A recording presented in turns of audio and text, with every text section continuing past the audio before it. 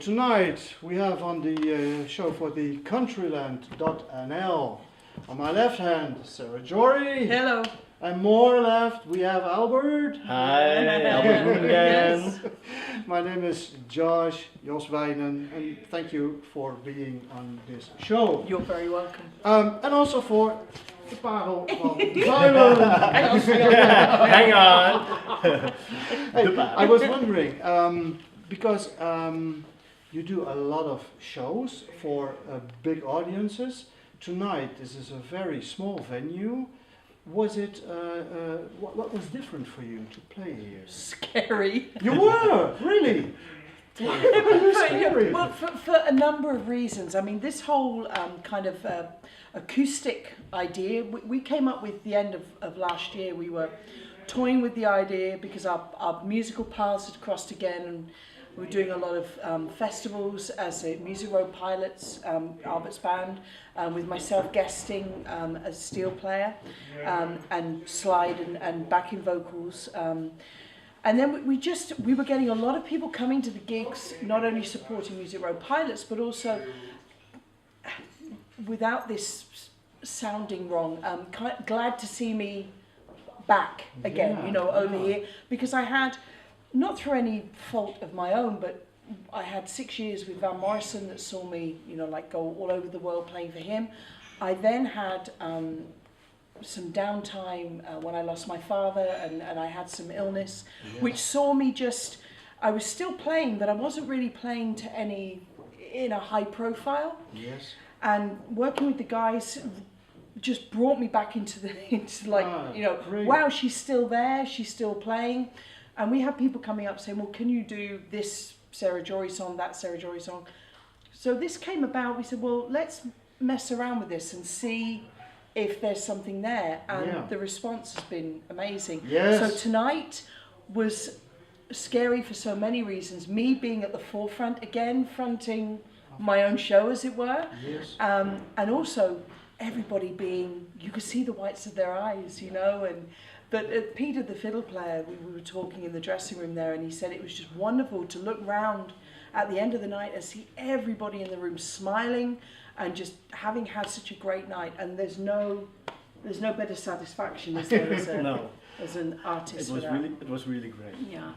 It was fun playing for the audience who were all grabbing us as a band and grabbing you. They were music lovers, weren't they? Yeah, at the end of the day. Yeah. They enjoyed it from beginning till end. So Yes. that was really fun. What is it? I mean, you play for 6,000, 8,000 people. This small stage, it must make it different for you. What was the difference? Volume, obviously. The volume. The volume comes right down. But therefore, when the volume comes right down, you actually hear more. I know that sounds a little weird, but because you would think if you have something up full volume, you can hear everything. But actually, when you turn things down and you start pinpointing acoustic things like the violin and the acoustic guitars, the steel, unfortunately, that always has to go through an amp because it has to be amplified. The same as with the electric guitar. But I felt we had a good marriage between the two, and the vocals as well. The great thing for me singing was, even though I had a mic, it was kind of like singing in our rehearsal room, and really relaxed. And whereas sometimes on a big stage, I'm the first to admit I'd suffer really bad with nerves. So you get on a big stage and in front of 6,000, 7,000 people, and the first song and you're singing, and sometimes it's like, oh my goodness, get a grip. Even after so many years, the nerves still. I really have to work hard to control them. Well, we couldn't see that because on the stage, I've never seen a band so laughing and having fun with each other. I think that maybe was why the audience was also having a lot of fun. You were all smiling. Yeah. But why wouldn't you? When you make music with your friends. That's the key. Yeah. That's the key. You have to have fun, because if you don't have fun, the life's too hard if you don't have fun. If you don't have fun, you probably. The playing is harder then. Yeah. So And then you put, if you don't have the fun, the stress levels go through the roof, you know, because this part of the job we don't get paid for, you know. This is the part we do for free, the making music, you know. It's everything else, it's all the time, you know, we spend traveling, writing charts, listening to material, bouncing ideas backwards and forwards. How about this? I mean, Albert and I sat in the dressing room at the gig night before last, and we just came up with a whole new load of batch of songs to do for our festival sets, and that was, so our minds are never switched off, you know, what we're doing. You're really into it. So and then you add on top of that the travelling, the lack of sleep, you know, the eating at funny hours.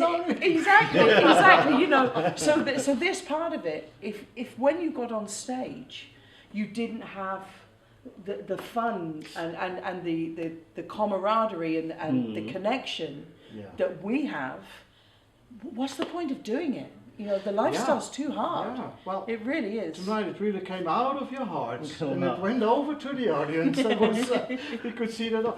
How did you guys meet? Well, that's about two. Well, no. With the band, it's probably 2 years that Sara is with the band as a featured pedal steel player.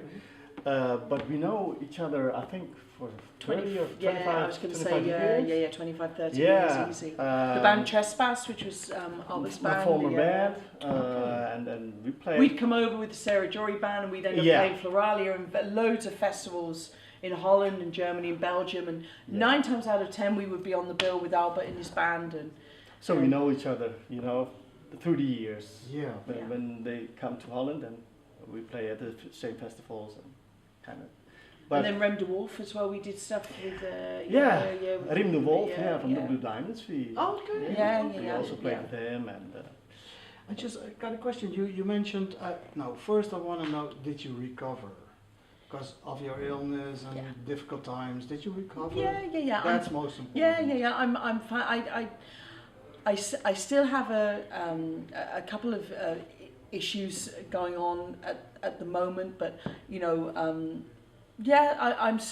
in a lady came up to me at the end of tonight, and she said she saw me last year with you guys, and she saw me the year before, and she said the difference tonight. She said you're shining again, you know, you're smiling again, and I feel in myself I'm in a much better place, but it scared me, you know. Of course. I mean, I'd never been ill. I didn't get ill. I was Sara Jory, you know, like that didn't happen, you know, and so to have all that, but I think it was all triggered by, I think, the death of my dad, you know, and he was such a key figure, wasn't he? I mean, you know, when you were 5 years he old. He did, and he drove me everywhere. And I mean, Albert remembers him. He used to do all the driving and. Like a mate. He was, he was my best friend, you know. Yeah. So to lose that, that really shook my world big time, you know. And then I got ill with some serious illnesses after that, because I think my whole immune system was very low. And did you write songs about that period on your new album? Because I hear you. I have written. There is one song that's dedicated to my dad. It's called AJ's Real, because his name was Arthur James, or Arthur James Jory was his name, and I came up with this little, and it's actually on acoustic guitar. I'm playing it, which is quite bizarre, but just a little dedication to him. But it's still a bit too painful to really put into words at this point. I think it will come, you know, at some point. But at the moment, I am just more than happy to be back playing music, and we're honored. Yes, we're honored to have Sara on board. You know, because actually this year is Musical Pilots is anniversary, 10 years anniversary. And it's your anniversary also. 40 years in business, you know. So this is a special year for us. It is, So you sound so young when you say 10 years. It makes me sound so old when you say 40. I'm turning 50 this year. Yeah, I know. I was playing Albert yesterday at rehearsal. Somebody sent me about a week ago. the very first radio performance I ever did was for BBC Radio, live from the Hippodrome Golders Green, when we had a show on every Thursday night on national radio called Country Club, which Wally Whiten and David Allen used to host. And this was a Christmas special, and I was 8 years old, and I came on and I played with the band, and somebody sent me, and it's an interview, and me playing these 2 songs on Hawaiian steel. You've never heard anything so comical, but to hear me talk, it's like I'm so, it's just so young, and I played it to my mum. Of course, she floods of tears, you know, like the memories and that. But you were 9 years old? I just turned 9. Just turned 9. Yeah. So How does a girl from 14 years old, English girl, get into the Old Opry? How's that possible? I don't know. I have no idea. You took a flight and then? Yeah, it was. I have to be honest. The steel guitar world in America has always been very gracious towards me. I have a lot of friends, even today. You know, I'm heading back to Nashville in November for 6 weeks, working, and the players out there, the steel players, have always embraced me like one of their own. And there's never ever been any animosity, you know, and so therefore, and I go out there, they welcome me with open arms, you know, which I'm very humbled by, because they don't have to. You know, they've got the scene sewn up, and, you know, all the big gigs and the big artists and everything. So to embrace it, you know, a girl from England, you know, who plays, that means an awful lot to me. I'm very humbled by that. So, yes. I was wondering, you were talking about, I'm not going to talk about all the artists you work with, but I've seen Van Morrison lots of times. Every time he was in Holland, I went to see him, and there were different concerts, because what I saw was on the stage. Sometimes it was very difficult for the artists who were on the stage to work with Van. Was it you worked 6 years with Van. Yeah. Was it difficult to work with him? No, he's just a perfectionist. You know, at the end of the day, he treats. I found he treated his musicians with huge respect, as long as you did the job you were being paid to do. You know, it's a very high-profile, high-stress job, because everything's at like the highest level. I mean, steel players from Exeter and Devon don't get to fly in private jets, and you know, and limousines, and stay in 5-star hotels all the time, and travel first class, you know, and everything is at the very, very top level. So therefore, when it comes to your job, you have to be committed, focused, you know, and very, an absolute professional at all times. Yeah. And also a nice guy. Oh yeah, Really? I did. I found him. He didn't fight with all reporters. No. Mind you, I joined at a time when he was, you know, a lot of those, you know, things I think in the past that had maybe influenced that kind of that behaviour had all gone. So he was about, you know, doing the gig, having a cup of tea at the end of the gig. You know, you may get the call, come down, join the boss. We all used to call him the boss. Come down, join the boss for a cup of tea, and he'd sit there and he'd talk about the gig. And he loved country. He's a big country music fan, so he was fascinated about my, you know, why I got into the business and who I listened to, and the real old school steel stuff as well. You know, like the Hawaiian stuff, and so, you know, Hank Williams and Jimmy Rogers and all that sort of thing. He was very much into. Yeah. He's an amazingly intelligent man. Yeah. He really is, and he's definitely got his finger on the pulse. I mean, he's still going strong, you know, at his age, and he's still doing the gigs. He's still writing new music. That's what he lives for, you know, and complete respect to him. And I would never ever, you'd never hear me say a bad word about him. Did you know Astral Weeks? You were playing on Astral Weeks live at the Hollywood Bowl, I think. Yeah. But did you know the Astral Weeks in '67? Yeah, the original. The original album. Yeah. Do you know, that was a weird thing how that came about, because he's always striving for something new to do, like a new project. And it was myself and the bass player at the time, Paul Moore, who I think is with Van at the moment. we sort of threw up that idea to him about redoing. You did? Yeah, Astral Weeks, and it came about in one of his workshops, because he always loves having workshops with his musicians and gets everybody together and just works on ideas, and that's how it came about. Okay. And then before we knew where it was, we were off to Hollywood and the Hollywood Bowl and there for a week, and I was playing more acoustic on the Astral Weeks part than I was pedal steel. And we did that much rehearsing that I actually got RSI and my arm, and it just locked. And I went to take off my acoustic guitar and hand it to the guitar tech, and he couldn't get it out. He said, "Let go of it." Then I said, "I can't." And it was the pain, and I had to have cortisone injections in this to release. Yeah. And it's something I'm very, very wary of now, getting it. But yeah, it was just, Man. there was so much acoustic stuff on that. So You also work with Imelda May, and she makes different kind of music. It's not country, it's more rockabilly, folk influences. How was it to work with Imelda? Yeah, brilliant. More recently, I worked with her last April. We actually did something in London for Save the Children with her and with Dwayne Eddy. Okay. Yeah, and who's 74, I think 75, and still playing great. When you those down, now it's like, oh yeah, I remember all that. But yeah, he was great, and she's wonderful. I don't mean this in a disrespectful way. She's proper old school. Yeah. Like she would sit here now with an acoustic guitar and she would sing until she couldn't sing anymore. She just loves to sing. She lives for music, and her whole body is just, and there's nothing to her. She's so small.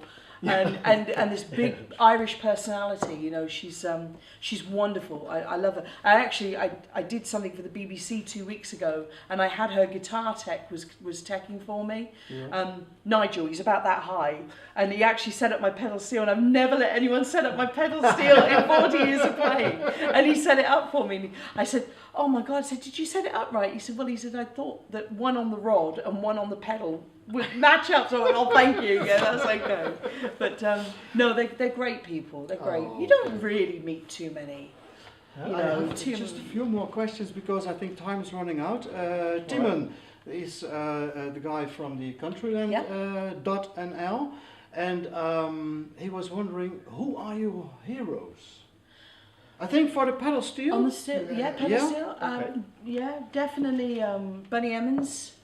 And then very closely followed by Lloyd Green, Harrug, Dan Dugmore, Troy Clance, Niels Tuxen, who I love. I love Niels' playing. I am not worthy for any of them. They're all kind of all my heroes. All the ones played on all those classic albums and that you hear. And you met your hero when you were.